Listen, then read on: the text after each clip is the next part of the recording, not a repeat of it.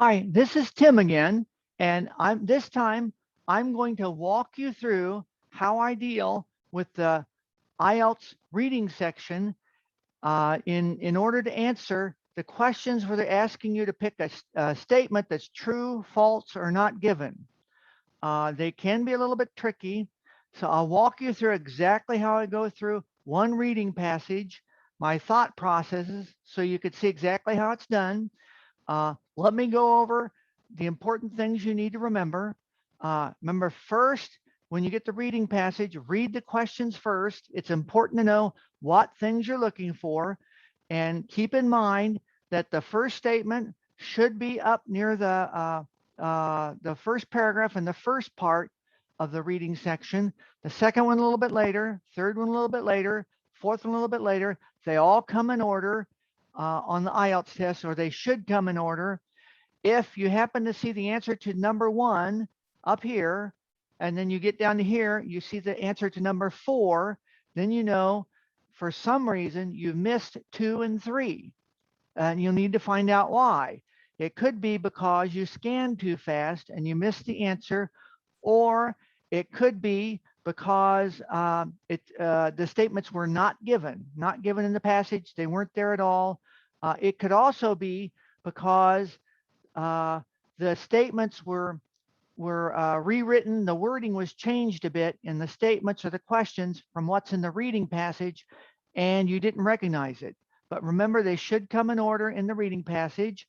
Also remember the words true, false, and not given. Don't go by the normal meaning of the word true and false. True means that it's simply not stated as true in the reading passage. False means it's contrary to something that's written in the reading passage. Not given, of course, means it's not there.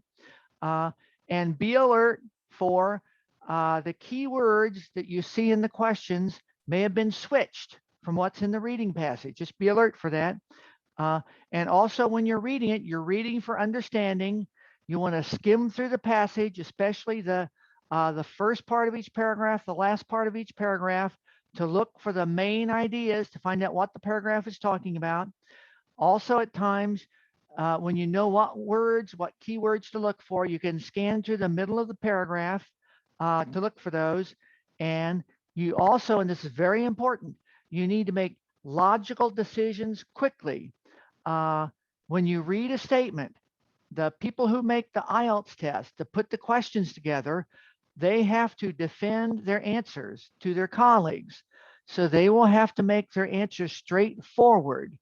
Uh, so when you're reading the passage, when you see the answer, uh, think for a second to make sure you understand it. Make sure you understand that the question that's being asked of you. Make a logical decision, and then stick with your decision. Don't debate back and forth about whether this statement is true. Different ways a false statement could be true. And if you have an open mind, how an open-minded person could look at it. I've seen a lot of people make mistakes because they try to have a very open mind and see how maybe false answers could really be true. So I will go through a reading passage here, and uh, I'll show you my thought process while I go through this. Oh, let me share a screen. I want to share a screen. Here we go. And we'll go down here. And first we will look at, um, let's look at this one. Let's look at the second one first here. First, we want to look at the questions to answer. Number one, let me get my drawing pin out here. Number one, mothers in India eat cereal for breakfast, so they'll have more male babies. We want to look at that. Mothers in India having more male babies by eating cereal. Number two, new drugs have been developed that allow parents to choose the sex of their child. See, I think maybe that's true, but I'm not really sure. That's only my opinion. Number three, people used to think that the father was responsible for the sex of the baby. Number four, Alyssa Cameron used both human and mice in her research. That's one. When I go through the passage, I can know to look for the name Alyssa Cameron to answer that one. Number 5, the majority of research on gender selection is happening in Europe. So I know look for something about Europe for that one. People in the United Kingdom often do not eat breakfast. It sounds a little bit strange to me. I'll need to check on it. And I'll remember it's about United Kingdom and do not eat breakfast. Number 7, some people think that drinking tea has an effect on the sex of the baby. That sounds a little odd, but that may be true. There may be some people, for example, in China who believe that. Number 8, high calorie diets have been shown to increase the likelihood of female births. May be true. So we'll go up here to the start of the passage. Remember, I'm going to skim through the first sentence and the last sentence to see what it's about. It says gender selection, the choosing of a baby's gender prior to birth occurs in many parts of the world. In China and India, for example, a baby's gender is considered to be of vital importance to the family. Male babies are often preferred over females for cultural reasons. Western countries, but for the question, I'm looking for India. Then the conclusion, it says there are also health reasons for gender selection. Many diseases affect children of only one sex, and a family that's susceptible to diseases may wish to choose a baby's gender to avoid having an affected child. That tells me about the importance of the issue, but it doesn't give me an answer to anything. Next paragraph. This demand for gender choice by parents has led scientists worldwide to investigate gender selection prior to conception. We're getting close to something here. Conventional wisdom states that the father's sperm is the main determinant of a child's gender, but recent research has begun to reveal, but see, I look at that, I see a conventional wisdom, father's sperm determines the child's gender. I remember something about that. I go down to the answers, and then I see number 3. People used to think, that's another way of saying conventional thinking. The father was responsible for the sex of the baby. That's another way of saying the sentence that I just read. So I know number 3 is true. And I see number 3 in the second paragraph. I see the statement there. So I should also be a little suspicious about number 1 and 2. They should have been in the paragraph before that, but I didn't see it. So for the moment, I won't write this on the test paper, but I'll remember I have questions about number 1 and 2. Now I'm looking for Alyssa Cameron. I go back up here. In paragraph 3, I see Alyssa Cameron. So we're going right along here. Alyssa Cameron's research conducted in 2007 at the University of Pretoria, South Africa, investigated the effects of diet on sex ratios at birth. In one experiment, see, I want to look at this carefully because I know this is what the question is about. She changed the blood sugar level of female mice prior to conception by putting a chemical in the animal's water. Mice that received the additive saw their blood sugar levels fall. A special control group of mice, pure water without additive. See, I'm scanning now. I'm scanning over very quickly. 2 groups of mice allowed to mate. A control group. All research has a control group. Mice were born female. Dr. Cameron ascribed. See, I think I've got the answer now. I'll have to go back. It says Alyssa Cameron used both humans and mice in her research. I saw things about mice. I didn't say anything about humans. So I'm leaning toward false, and I want to come to a quick conclusion. I don't want to be debating back and forth. If I wasn't sure, I could reread that paragraph again, but I feel confident there's nothing about humans in the research, so I'm saying it's true. Now I also want to think about the majority of research on gender selection in Europe. So I go back here, the next paragraph. Interestingly, the idea that blood sugar levels affect a baby's sex follows traditional wisdom. It's about traditional wisdom, nothing about Europe. It's been believed that mothers should eat more red meat. Something about they're advised to eat chocolates and sweet, which raise blood sugar levels for a short time if they want a girl. Okay. We'll go to the next paragraph. Another researcher in the field, Fiona Matthews of the University of Exeter, England. So we've got Europe. They've changed the wording in the answer choice.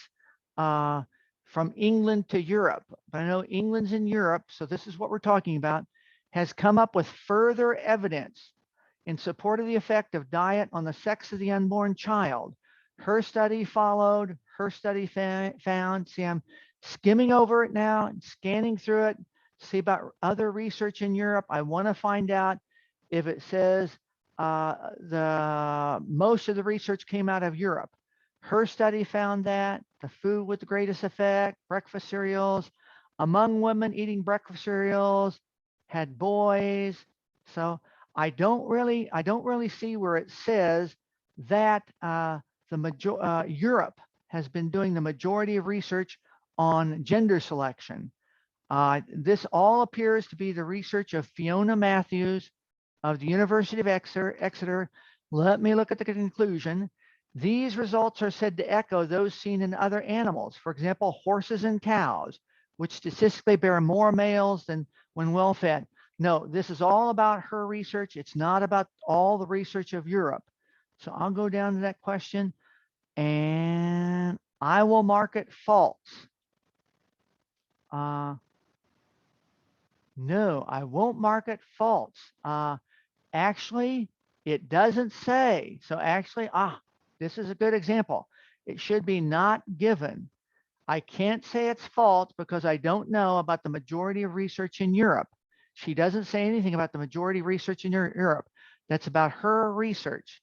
So I'll go back and look about the people in the United Kingdom do not eat breakfast. And I'm going to be aware that they may change the keywords from the majority of people in England and something about breakfast. So we've got the eating habits of women in rich Western countries. Could explain the slight fall in male births that has been reported over the past several years. In the UK, male births are falling by 1 per 1,000 births per year. This decrease describes the decline of adult population. I'm scanning now. Adolescent girls eating breakfast on a regular basis. There's that word, eating breakfast. What does it say about adolescent girls eating breakfast? It says this decrease could be ascribed to the decline in the number of adults and adolescent girls eating breakfast on a regular basis. It's talking specifically there about the UK, male births falling. See, I scanned, I saw the words eating breakfast, adults. So then I read it more carefully, and it is telling me in other words that fewer people are eating breakfast, fewer adults and adolescent girls are eating breakfast in the UK. So I go back, number 6, people in the United Kingdom often do not eat breakfast. Not exactly the same, but that's so close. I think the writer intended it for it to be true. Number 7, some people think that drinking tea has an effect on the sex of the baby. So, and then number 8, high calorie diets have been shown to increase the likelihood of female births. We'll go back up here. We're almost done. Let's see. The recent decline in male births in Western countries appears to make sense if only one looks at it from an evolutionary standpoint. We're talking about male births in Western country. More boys tend to be born in times of food plenty, while females tend to be born in times of scarcity. One explanation. One explanation is that when food is scarce, it is better for the survival of the species for female children to be born, as one male can father offspring by many females. Lower calorie diets among Western women could be biologically echoing the effects of scarcity, hence the decline in male births. So it does tie more boys being born times of food plenty. So we come to the last paragraph. So what we conclude from this complicated picture, if you would like to have a son, it may be a good idea to eat breakfast that includes cereal. On the other hand, if you would prefer to give birth to a daughter, then cut out breakfast, continue a weight reduction diet, at least until after conception. So I think I got at least one answer. I'll go down here. Number 7, some people think that drinking tea has an effect on the sex of the baby. I saw nothing whatsoever about that. Nothing whatsoever. So I will, I'm thinking that it might be true, but see, that's my opinion. That's only my opinion. In the article, I saw nothing about that. I'll say it's not given. Number 8, high calorie diets have been shown to increase the likelihood of female births. Uh, I don't recall it saying exactly high calorie diets, but it changes from high calorie diets to in times of food plenty. Uh, More boys tend to be born. Uh, Low calorie diets seem to be related to more females. Uh, and let's see, we get down here. Uh, oh, if you would like to have a son, it's a good idea to eat a breakfast that includes cereal. That sounds like a high calorie diet. So I would go down here for number 8. I would say that contradicts. It's contrary to what's stated in the reading passage. So I would consider that's false. Um, it changes the wording a little bit from high calorie diets. It's talking about eating cereal and when there are times of food plenty. And so, and also, I don't want to go back now and go back and forth debating things. I don't want to do that. I feel pretty good about the bottom 2. I remember number 1, mothers in India eating cereal for breakfast so they will have more male babies. Uh, I didn't see anything about that. And that should have been in the first paragraph. Don't believe there's anything about that. It did mention Indian and Chinese cultures. New drugs have developed and allowed parents to choose the sex of their child. Nothing was in there about that. I feel fairly confident with a not given. And I will, I want to make sure I don't start looking for ways that some of these statements could be changed. When you do that, there's a high likelihood that you'll pick the wrong answer. I feel fairly confident about this. And so that's, my next video, I'll walk you through another paragraph, another reading passage going through this. So see you in the next video.